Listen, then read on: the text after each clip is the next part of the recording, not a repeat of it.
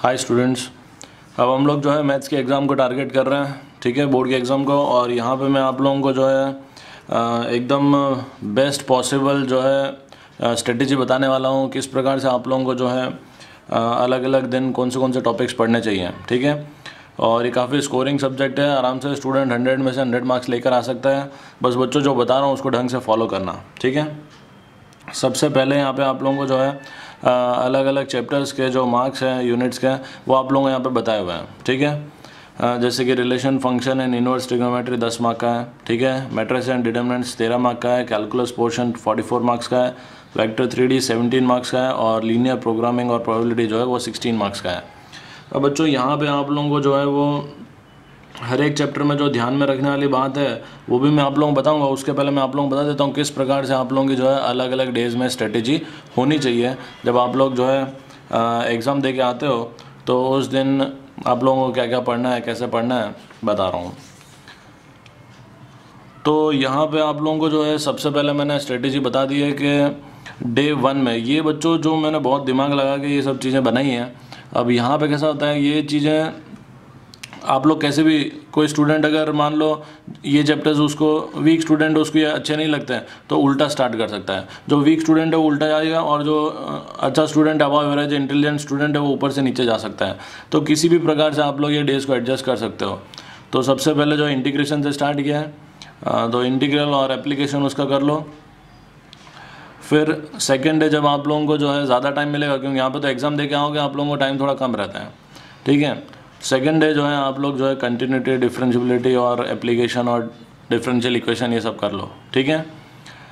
Third day जो है vectors और 3D करो, ये इंपॉर्टेंट चैप्टर है 3D काफ़ी, ठीक है।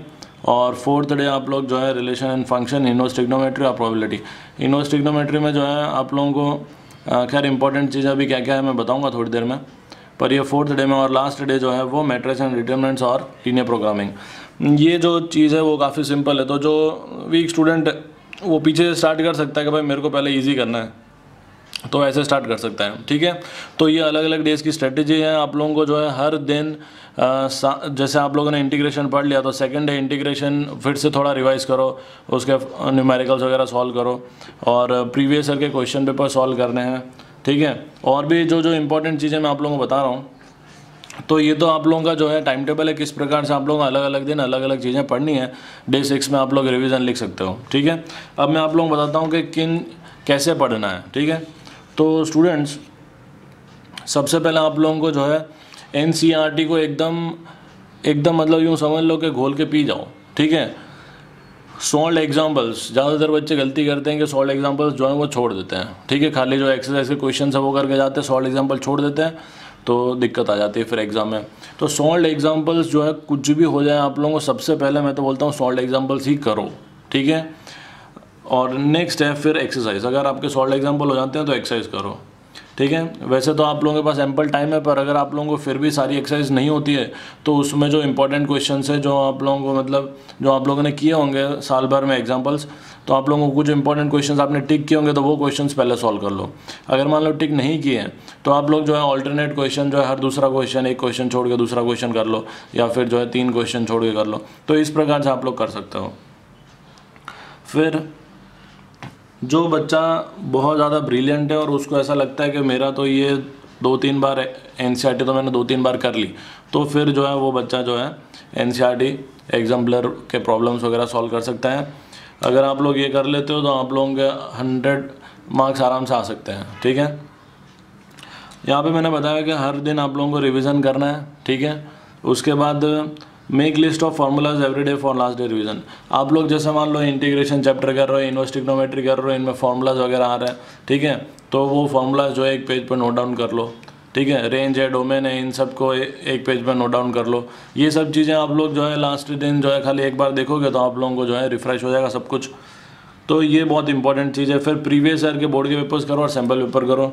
ये हर दिन आप लोग अगर एक पेपर भी करते हो ना, 1 पेपर पर डे, ठीक है, ये और ये भी 1 पेपर पर डे, अब ज़रूरी नहीं है कि यहाँ पे आप 3 घंटे लगाओ या 3 घंटे 6 घंटे, ऐसा कोई ज़रूरी नहीं है। आप लोग जो है पेपर को या तो ऐसे मतलब गो थ्रू कर सकते हो और देख सकते हो हाँ में ये क्वेश्चन आ रहे हैं या नहीं आ रहे। तो ये टोटल मिला के मैं बोलता हूँ इन दोनों को 3 घंटे दे दो आप लोग। और कोई पेपर अगर आप सॉल्व भी करते हो तो आपको जो है मैक्सिमम 2 घंटे नहीं, मैक्सिमम 2.5 घंटे में हो जाना चाहिए। 2 से 2.5 घंटे के बीच में कोशिश करो कि मैथ्स का पेपर कंप्लीट हो जाए, ठीक है। तो इस प्रकार से आप लोगों की जो है स्पीड होनी चाहिए और ये चीज़ें करनी है। अब आप लोगों को जो है हर एक चैप्टर में क्या क्या चीज़ें ध्यान में रखनी है वो बता देता हूँ मैं, ठीक है। सबसे पहले जो है हमारे पास जो है रिलेशन एंड फंक्शन है, ठीक है। तो रिलेशन एंड फंक्शन में जो है बच्चों जो आप लोगों को जैसे टाइप्स ऑफ रिलेशन है, इक्विवेलेंस रिलेशन के बेस पे जो क्वेश्चंस आते हैं वो क्या करो, और कंपोजिशन ऑफ फंक्शन के ऊपर जो क्वेश्चंस आते हैं वो ढंग से सॉल्व किया करो, ठीक है। और देखो आप लोग एनसीईआरटी वगैरह करते हो और अगर आप लोगों ने मान लो दूसरी बुक्स भी, रेफरेंस बुक भी आरडी वगैरह या फिर आर एस अग्रवाल ये सब सॉल्व की हुई है तो वो भी फिर से रिवाइज उसमें से भी कर सकते हो, ऐसे कोई दिक्कत की बात नहीं है।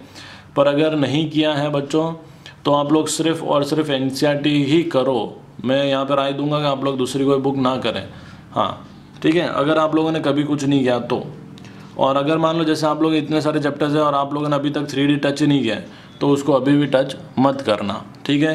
क्योंकि आप टच करने गए तो एक दिन पूरा तुम लोगों का वेस्ट होने वाला है, ठीक है। तो अगर तुम लोग एफर्ट कर सकते हो तो करो और नहीं कर सकते हो तो मत करना। मैं तो राय दूंगा कि कोई भी नया चैप्टर मत करना, ठीक है। इनवर्स ट्रिग्नोमेट्री जो सेकंड चैप्टर है उसमें आप लोगों को मैं बोलूँगा कि जितने भी डोमेन है, रेंज है ट्रिग्नोमेट्रिक फंक्शंस के या फिर इनवर्स फंक्शन के, वो सबको जो है आप लोग एक पेज पर लिख लो और उसको रट लो ढंग से, ठीक है। और ये चैप्टर इंपॉर्टेंट है और इसका यूज़ दूसरे चैप्टर में भी होता है, ध्यान रखना। मैट्रिसेस जो चैप्टर है नेक्स्ट, उसमें आप लोगों को वही है symmetry matrix, skew symmetry matrix या फिर इन्वर्स फाइंड करने के क्वेश्चन आते हैं और बच्चे उसमें जो है मतलब रह जाते हैं इन्वर्स में, ठीक है। और नॉर्मली भी अगर जैसे मान लो जो एलिमेंट्री ट्रांसफॉर्मेशन के क्वेश्चंस आते हैं तो उसमें बच्चे जो है काफ़ी लंबा सॉल्व करते जाते हैं और फिर उनका आंसर आता नहीं है। तो बच्चों इस प्रकार के क्वेश्चंस के जो है आप लोग प्रैक्टिस कर लेना, ठीक है। डिटर्मिनेंट जो है उसमें भी आप लोगों को जो है एडजॉइंट फाइंड करना आना चाहिए और एडजॉइंट ऑफ अ मैट्रिक्स और प्रॉपर्टीज़ और ये सब चीज़ें जो है मतलब काफ़ी लंबा चैप्टर है डिटरमिनेंट। तो उसमें जो है आप लोग जो है इंपॉर्टेंट क्वेश्चंस आप लोगों के टीचर्स वगैरह से पूछ के वो सॉल्व कर सकते हो। फिर आता है कंटिन्यूटी और डिफरेंशिएबिलिटी। तो कंटिन्यूटी और डिफरेंशिएबिलिटी चैप्टर्स जो है उसमें आप लोगों को जो है ग्राफ वगैरह पे ध्यान देना है। जो ट्रिग्नोमेट्रिक फंक्शंस के ग्राफ है, लॉगरिथमिक फंक्शन, एक्सपोनेंशियल फंक्शन, उसके ग्राफ आप लोग कर लो। इसमें रॉलेस थ्योरम और मीन वैल्यू थ्योरम जो है ढंग से कर लेना बच्चों। एप्लीकेशन बेस्ड क्वेश्चन इस पे से ही आता है, ठीक है। और प्रीवियस ईयर क्वेश्चन जो पेपर्स होते हैं उसमें से कंटिन्यूटी डिफरेंशिएबिलिटी जो क्वेश्चन है वो ढंग से कर लेना। ये चैप्टर में से कंटिन्यूटी डिफरेंशिएबिलिटी में 10 से 12 मार्क का आता है, ठीक है। और एप्लीकेशन ऑफ डेरिवेटिव जो है उसमें से भी 10 या 12 मार्क का आता है। मतलब अगर इसमें से 10 मार्क का आएगा, इसमें से 12 मार्क का, इसमें से 12 तो इसमें 10 से उल्टा होता रहता है, ठीक है। तो उसके बाद इंटीग्रल है। एप्लीकेशन ऑफ डेरिवेटिव जो है उसमें आप लोगों को जो है मैक्सिमम मिनिमा पे एप्लीकेशन ऑफ मैक्सिमम मिनिमा पे कर लेना ढंग से, ठीक है। टेंजेंट्स है, नॉर्मल्स हैं, ये सब चीज़ें आप लोग जो है ध्यान में रखना, ठीक है। मतलब ये सारे चैप्टर्स देखो पूरा 44 मार्क का है तो ये पोर्शन बहुत ज़्यादा इंपॉर्टेंट है, तो इसमें कोई चीज़ छोड़ना मत, मैं तो बोलता हूँ, ठीक है। और इंटीग्रेशन में ढेर सारे मेथड्स हैं, ठीक है। सब्स्टिट्यूशन है, पार्शियल फ्रैक्शन है, बाई पार्ट्स है, जो भी है सारे मेथड्स आप लोग करो। सारे मेथड्स एक पेज में लिख लो कि किसका क्या मेथड है, कौन सा, मतलब ऐसा एक टिप्स होती है ना कि भाई ये फंक्शन आता तो इसमें ये करना, ये आता तो इसमें ये करना। तो ये सब चीज़ें लिख लेना अपने अपने टीचर से पूछ के, ठीक है। एप्लीकेशन ऑफ इंटीग्रल में वही है एरिया अंडर द कर्व, जितने भी मतलब कर्व के नीचे का एरिया, कर्व और लाइन के बीच का एरिया, समझ में आ रहा, कर्व दो कर्व्स के बीच का एरिया, तो ये सब चीज़ें जो है आप लोगों को आनी चाहिए, ठीक है। डिफरेंशियल इक्वेशन जो है वो तो आप लोगों को होमोजेनियस डिफरेंशियल इक्वेशन वाला पोर्शन बहुत इंपॉर्टेंट है, उसको ढंग से कर लेना, ठीक है। और किसी भी डिफरेंशियल इक्वेशन में ऑर्डर और डिग्री के बीच में क्या डिफरेंस होता है ये आप लोगों को पता होना चाहिए, ठीक है। वेक्टर्स जो है आप लोगों को, वेक्टर्स चैप्टर तो बहुत ईजी है, फिजिक्स में भी आता है, तो वेक्टर्स पूरा करेंगे। 3D ज्योमेट्री जो है बहुत सारे बच्चों को ये चैप्टर टफ लगता है, तो मैंने इसको जो है रिवीजन में मतलब जो स्ट्रेटेजी बनाई थी उसमें आप लोग देख सकते हो कि 3D ज्योमेट्री को यहाँ पे रखा है। इसको अगर आप लोग चाहो तो ऊपर नीचे भी कर सकते हो, और अगर आप लोगों को ऐसा लगता है कि नहीं आता तो उसको सबसे पहले रखो, ठीक है। तो 3D जो है वो भी ढंग से कर लेना, और उसमें जो है देखो यार 3D ऐसा है कि आता होता का आ जाएगा, नहीं आता होगा नहीं आएगा, ठीक है। तो वो देख लो। फिर लीनियर प्रोग्रामिंग पे जो है क्वेश्चन बनेगा ये आप लोगों को 6 मार्क का, ठीक है। तो उसको भी ढंग से कर लेना। ग्राफिकल सॉल्यूशन के बेसिस पे जो है प्रॉब्लम बनता है, ठीक है। और प्रोबेबिलिटी जो है इसमें आप लोगों को जो है